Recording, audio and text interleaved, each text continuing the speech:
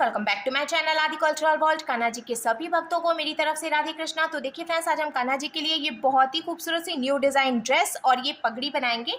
तो सबसे पहले मैं कान्हा जी को ये ड्रेस पहनाकर दिखाती हूँ। मैंने देखिए यहाँ पे कान्हा जी को ले लिया है। इस तरीके से हमें चोली पहनानी है और पीछे की तरफ ये जो एक्स्ट्रा चोली है इसको हम ऐसे करके रखेंगे। अब स्कर्ट हमें पीछे ले जानी है और साथ ही साथ ये जो चोली है ना एक्स्ट्रा पीछे की तरफ, उसको हम स्कर्ट के अंदर इन करके डोरी बांध देंगे। और अब हम कान्हा जी को ये पगड़ी भी लगाएंगे। तो देखिए फ्रेंड्स, हमने कान्हा जी को ये सुंदर सी ड्रेस पहनाई है और आप देख सकते हैं हमारे कान्हा जी इस ड्रेस को पहनकर कितने अच्छे लग रहे हैं। इसका लुक बहुत अच्छा आया है और मैंने एकदम सिंपल तरीके से ये ड्रेस बनाना और कान्हा जी को पहनाना भी बताया है। तो प्लीज़ वीडियो को लास्ट तक देखिएगा, जिससे कि आप भी आसानी से ये ड्रेस बनाकर कान्हा जी को पहना सकेंगे। अगर आप ड्रेस से रिलेटेड या फिर वीडियो से रिलेटेड कोई नॉलेज चाहते हैं या फिर कोई क्वेश्चन पूछना चाहते हैं तो मुझे मेरे इंस्टाग्राम पर पूछ सकते हैं। मेरा इंस्टाग्राम हैंडल है आदि कल्चरल वर्ल्ड 268। साथ ही साथ मुझे फॉलो भी करें। तो चलिए फ्रेंड्स, अब हम ये बहुत ही खूबसूरत सी कान्हा जी की new design summer special dress बनाना शुरू करते हैं। इसके पहले अगर आपने अब तक मेरे चैनल को सब्सक्राइब नहीं किया है तो प्लीज़ मेरे चैनल को सब्सक्राइब करिए, साथ ही साथ बेल आइकन भी प्रेस करिए, जिससे मेरे आने वाली वीडियोस की नोटिफिकेशन आपको सबसे पहले मिले। ड्रेस बनाने के लिए मैंने देखिए यहाँ पे रेड कलर के कॉटन के फैब्रिक में से एक पीस कट कर लिया है। मैंने कॉटन का कपड़ा यूज़ किया है क्योंकि हम कान्हा जी की समर स्पेशल ड्रेस बना रहे हैं। पर अगर आप चाहें तो इसकी जगह पे रेयॉन का कपड़ा भी ले सकते हैं या फिर आप टफेटा सिल्क और बंगाली सिल्क फैब्रिक भी यूज़ कर सकते हैं। अब मैं आपको इसका मेजरमेंट बता देती हूँ। तो कपड़े की देखिए यहाँ से यहाँ तक की जो टोटल लंबाई है वो मैंने 18 इंच यानी कि 18 इंच रखी है और इसकी जो चौड़ाई है वो मैंने 2 इंच यानी कि 2 इंच रखी है।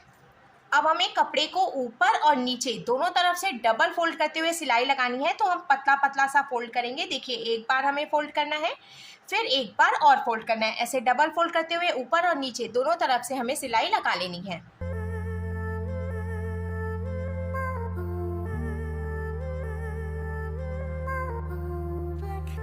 हमने देखिए दोनों तरफ से डबल फोल्ड करते हुए सिलाई लगा ली है और अब हमें इसको सीधा करके रखना है और इसमें हम लेस लगाएंगे। तो मैंने देखिए यहाँ पे ये मल्टी कलर लेस लिया। आप देख सकते हैं ये कितनी सुंदर लेस है और मार्केट में आपको बहुत ही इजीली मिल जाएगी। पर अगर आपके पास इसमें की लेस नहीं हो तो आप कोई भी दूसरी लेस भी लगा सकते हैं। अब ये जो हमने पट्टी बनाई है ना, इसके बीचों बीच में इस तरीके से हमें ये लेस रखना है और सिलाई लगाकर ज्वाइंट कर लेना है।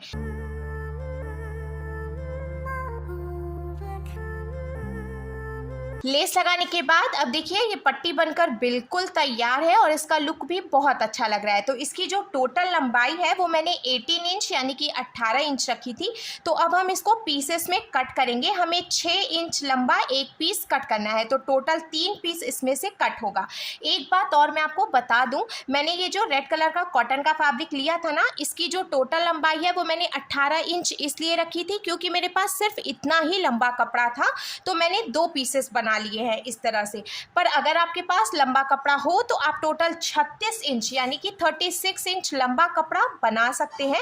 और अगर आप एक पट्टी 36 इंच की बनाते हैं तो आपको उसी में से 6-6 इंच की 6 पीसेस कट कर लेने हैं। तो अब हम इसको देखिए इस तरीके से कट करेंगे। पहले हम एकदम बराबर करके 3 पीसेस में डिवाइड करेंगे। आप चाहें तो मार्किंग करके भी इसको कट कर सकते हैं। एक पीस की लंबाई 6 इंच होनी चाहिए। तो हमने टोटल 3 पीस कट कर लिया है क्योंकि हमारी जो एक पट्टी की लंबाई थी वो 18 इंच थी, इसलिए एक पट्टी में से सिर्फ 3 पीस कट हुआ है। आप चाहें तो एक लंबी सी पट्टी तैयार कर सकते हैं 36 इंच यानी कि 36 इंच की, और उसमें से एक बार में ही आप 6 पीसेस कट करके निकाल सकते हैं। अब हमें देखिए एक पट्टी लेनी है और इसको हम पलट कर पीछे की तरफ से रखेंगे। बीच में से हमें फोल्ड करना है और ये जो सेंटर है यहाँ पे हमें मार्किंग करनी है। अब हम पीछे की तरफ से रखेंगे और ये जो हमने मार्किंग की है यहाँ से एक बार हम फोल्ड करेंगे, फिर इधर की तरफ से भी एक बार फोल्ड करेंगे और नीचे से हमें देखिए ऐसे करके रखना है पट्टी को। फिर हम सिलाई लगाकर इसको जॉइंट कर लेंगे। ऐसे ही हमें सभी पीसेस को जॉइंट कर लेना है।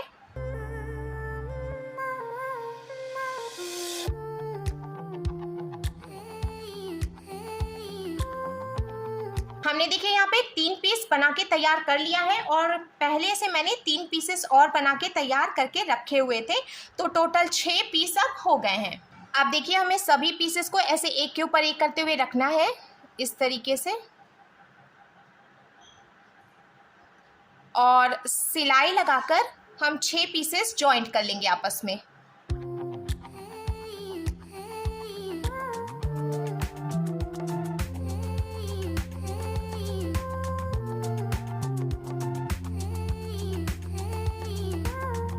तो देखिए फ्रेंड्स, हमने सिलाई लगा के सभी पीसेस को यहाँ से जॉइंट कर लिया है और अब मैं आपको कमर की चौड़ाई बता देती हूँ। तो कमर की देखिए यहाँ से यहाँ तक की जो टोटल चौड़ाई है वो मैंने 3.5 इंच यानी कि 3.5 इंच रखी है। आप चाहें तो कान्हा जी के कमर के हिसाब से ये जो चौड़ाई है वो कम या ज़्यादा भी कर सकते हैं। अब हमें कमर पे बेल्ट लगानी है और उसमें डोरी लगानी है। तो देखिए फ्रेंड्स, बेल्ट लगाने के लिए भी मैंने कॉटन के फैब्रिक से एक पीस कट कर लिया है और इसकी यहाँ से यहाँ तक की जो टोटल चौड़ाई है वो मैंने 4.5 इंच यानी कि 4.5 इंच रखी है। अब हमें इस बात का ध्यान रखना है, जितनी हम कमर की टोटल चौड़ाई रखेंगे उससे 1 इंच से ज़्यादा चौड़ाई हमें बेल्ट की रखनी है। तो कमर की टोटल चौड़ाई हमने 3.5 इंच रखी थी, इसीलिए मैंने ये जो बेल्ट कट किया है इसकी टोटल चौड़ाई 4.5 इंच रखी है। अब दोनों तरफ से हमें एक एक बार फोल्ड करना है इस तरीके से कपड़े को, और हम ड्रेस ले लेंगे। ऐसे कमर पे रखते हुए हमें यहाँ से यहाँ तक सिलाई लगाकर बेल्ट को कमर में जॉइंट कर लेना है।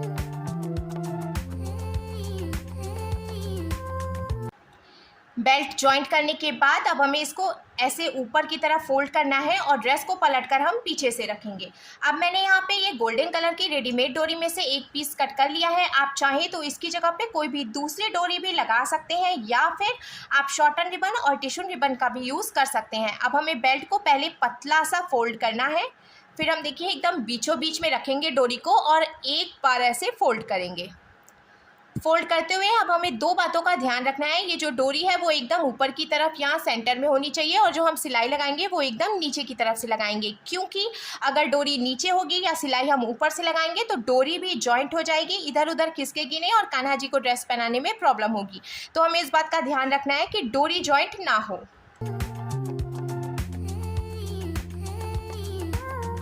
सिलाई लगा के हमने बेल्ट जॉइंट कर लिया है और हमने देखिए एकदम नीचे की तरफ से सिलाई लगाई है, तो डोरी जॉइंट नहीं हुई है, इसको हम इजीली इधर उधर खिसका सकते हैं। अगर डोरी जॉइंट हो जाती तो कान्हा जी को ड्रेस पहनाने में प्रॉब्लम होती। एक बात और मैं आपको बताना चाहती हूँ, ये जो ड्रेस है ये आप 0, 1, 2 और 3 नंबर तक के कान्हा जी को बहुत आसानी से पहना सकते हैं। बस आपको कान्हा जी के कमर का जो साइज़ है वो एडजस्ट करना होगा। अगर आप छोटे नंबर के कान्हा जी के लिए ड्रेस बना रहे हैं तो आपको एकदम पास पास में पीसेस को रख के सिलाई लगानी होगी, और अगर आप बड़े कान्हा जी के लिए ड्रेस बना रहे हैं तो आपको थोड़ा सा दूर रखते हुए फिर इस पर सिलाई लगानी होगी, जिससे कि कमर की जो साइज़ है वो कान्हा जी के साइज़ के हिसाब से कम या ज़्यादा हो जाएगा। तो इस तरीके से आप ये जो ड्रेस है वो 1, 2 और 3 नंबर के कान्हा जी को पहना सकेंगे।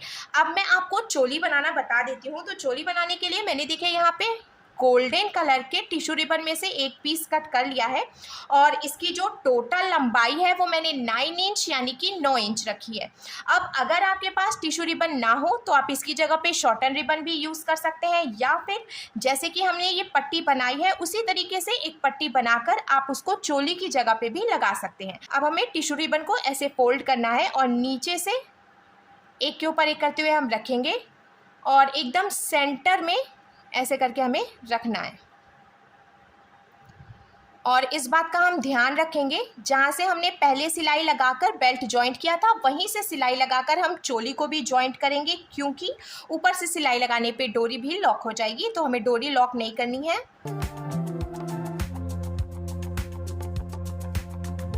सिलाई लगा के हमने चोली भी जॉइंट कर ली है और अब देखिए कान्हा जी के लिए बहुत ही सुंदर सी ड्रेस बनकर बिल्कुल तैयार है। अब हम पगड़ी बनाएंगे, तो पगड़ी बनाने के लिए भी मैंने देखिए एक पट्टी तैयार कर लिया है, जैसे कि हमने ड्रेस के लिए ये पट्टी तैयार किया था उसी तरीके से।